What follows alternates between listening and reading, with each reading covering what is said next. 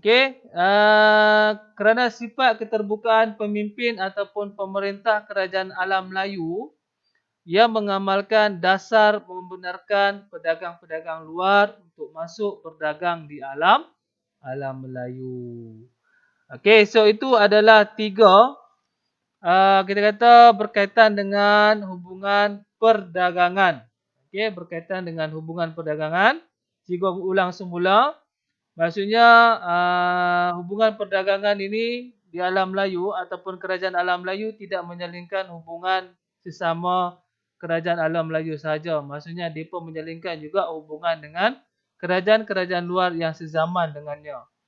Okey, contohnya seperti Empire Rome, Tamadun Cina, Tamadun India. Kemudiannya faktor yang kedua adalah kedudukan kerajaan alam Melayu yang strategik. Okey, yang mana kerajaan alam Melayu ataupun kita kata kerajaan-kerajaan yang ada di alam Melayu ataupun alam Melayu berada di laluan perdagangan timur dan barat. Kemudiannya yang kedua disebabkan oleh kejayaan ataupun kekayaan hasil bumi yang ada di alam Melayu. Okey, yang ketiga adalah sebab sifat keterbukaan pemimpin ataupun pemerintah, okey, yang membenarkan pedagang-pedagang luar untuk masuk berdagang di alam Melayu. So itu berkaitan dengan hubungan perdagangan. Okey. Seterusnya kita akan masuk kepada hubungan keagamaan. Okey. Okey, hubungan keagamaan. Okey, yang mana hubungan keagamaan ini mendorong kepada penyebaran agama. Okey, mendorong kepada penyebaran agama. So ada 3 agama utama. Okey, iaitu agama Hindu, agama Buddha dan agama Islam. Okey. So, jadi kita lihat yang pertama adalah agama Hindu. Okey, yang mana agama Hindu adalah agama ataupun kita kata yang mana agama Hindu ada beberapa cara penyebaran agamanya. Okey, yang pertama melalui pedagang, yang kedua melalui tentera dan yang ketiga melalui golongan Brahmin. So itu adalah 3 golongan yang menyebarkan agama Hindu. Okey, so itu yang pertama. Sebenarnya yang seterusnya kita tengok agama Buddha. Okey, agama Buddha disebarkan melalui pemerintah. Okey, yang mana peranan Asoka. Okey, Asoka ini adalah pemimpin dalam Empire Maurya. Okey, yang mana Asoka telah menghantar sami-sami Buddha ke alam Melayu. Okey, bagi menyebarkan agama Buddha. Okey, sebenarnya jika kalau kita ingat tamadun India, okey, tamadun India kamu belajar tingkatan 1 kalau tak silap cikgu lah. Yang mana Asoka ni meluaskan kuasanya melalui keagamaan. Okey. Itu berkaitan dengan agama Buddha. Okey, yang seterusnya adalah agama Islam. Okey. Yang mana agama Islam dibawa oleh pedagang-pedagang daripada luar. Okey, terutamanya daripada tanah Arab. Okey, tanah Arab. Yang mana pemerintah, okey, serta pendakwah. Okey, yang itu adalah kita kata cara penyebarannya. Yang pertama daripada pedagang, yang kedua melalui pemerintah, yang ketiga melalui pendakwah. Okey, cara penyebaran agama Islam. Okey, so pemerintah ni terutamanya apabila mereka berkahwin, kemudiannya dan masuk Islam dan sebagainya. Itu berkaitan pemerintah. Contohnya pemerintah ni dia berkahwin dengan kita kata pasangan dia itu beragama Islam. Okey, ataupun pemerintah itu yang memeluk Islam. Okey, itulah kita kata berkaitan dengan pemerintah. Okey, so jadi itu berkaitan dengan hubungan keagamaan. Okey, yang seterusnya last. Okey, last kita tengok untuk hubungan hubungan diplomatik. Okey, yang terakhir kita akan lihat hubungan diplomatik. Okey, so maksudnya apa yang dimaksudkan dengan hubungan diplomatik? Okey, hubungan diplomatik adalah hubungan politik antara dua kerajaan ataupun lebih. Okey, so itu yang dimaksudkan hubungan diplomatik.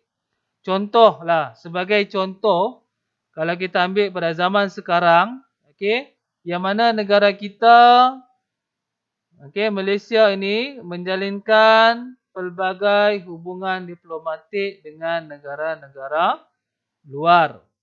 Okey, contohnya dengan negara China, negara Jepun, okey, yang mana itu yang kita boleh kata dimaksudkan dengan hubungan diplomatik. Maksudnya kita menjalinkan hubungan kepada satu ataupun lebih, okey, kerajaan ataupun negara. Okey, jadi kerajaan alam Melayu satu ketika dulu, okey, menjalinkan hubungan diplomatik dan dengan kuasa-kuasa besar, okey, sebagai contohnya kerajaan China dan kerajaan India. Okey, yang mana kerajaan China, okey, kerajaan yang menjalinkan hubungan dengan kerajaan China adalah kerajaan Funan, kerajaan Champa, kerajaan Sriwijaya, kerajaan Majapahit dan kerajaan Kedah Tua. Okey, yang menjalinkan hubungan diplomatik dengan kerajaan China. Seterusnya adalah kerajaan India. Okey, ini kamu tengoklah, ini adalah kerajaan dia yang menjalinkan kerajaan alam Melayu yang menjalinkan hubungan dengan kerajaan China.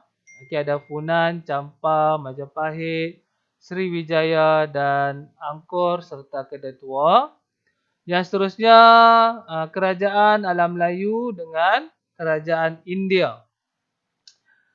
Okey, adalah yang menghubungkan menjalinkan hubungan dengan kerajaan India adalah yang pertama kerajaan Funan, kemudiannya kerajaan Sriwijaya, kemudiannya kerajaan Majapahit, kemudiannya kerajaan Angkor.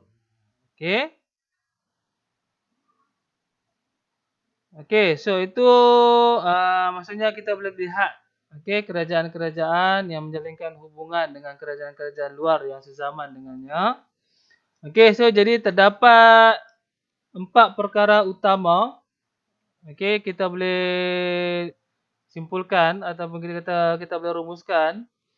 Okey, terdapat 4 perkara utama mereka menjalinkan hubungan adalah untuk yang pertama mendapat bantuan ketenteraan. Okey, sebagai contoh, kerajaan Funan meminta bantuan ketenteraan daripada kerajaan China untuk melawan Dai Viet. Okey, so faktor yang kedua adalah disebabkan hubungan persahabatan. Contohnya kerajaan Majapahit dengan kerajaan China. Okey, so perkara yang ketiga adalah hubungan perdagangan. Okey, yang mana contohnya kerajaan Kedah Tua dengan kerajaan China.